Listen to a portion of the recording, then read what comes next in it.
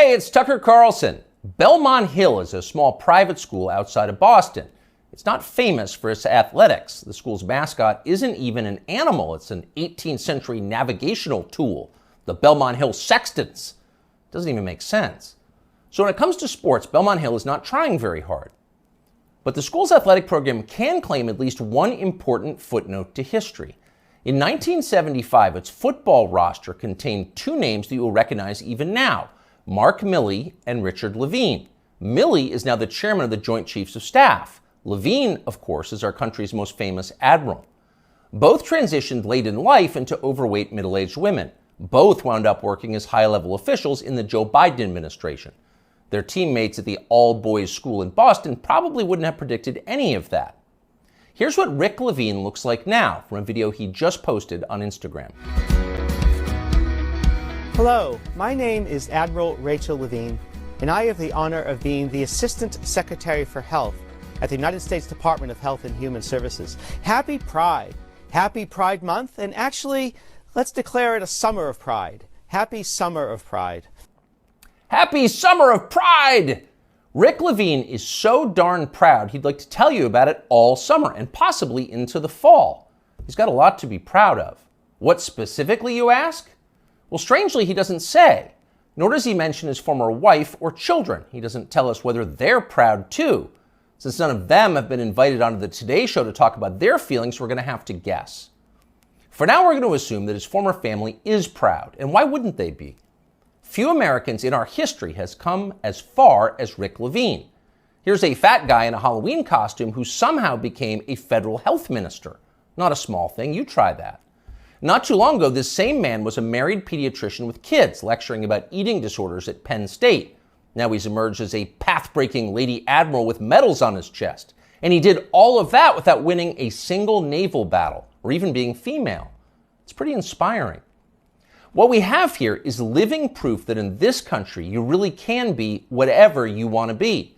If Rick Levine can become Admiral Rachel, why can't you be Napoleon? Or Lord Mountbatten, the last Viceroy of India? Ever see that guy's uniform? Or why not Shaka, the legendary Zulu war chief? You could bring your assegai and leopard hide shield to work at Deloitte and no one would be allowed to say a word about it. The HR department would have your back. Unfortunately, you can't actually do any of that. The point of Rick Levine's amazing transformation is not to free you from the inflexible husk that you were born in so that you can be more fully yourself, whatever you decide that is. No, that's not the point. Rick Levine's personal journey has nothing to do with you. It's about him. It's his journey. Your fantasies about becoming something totally new and different have not been approved yet. In fact, they're weird.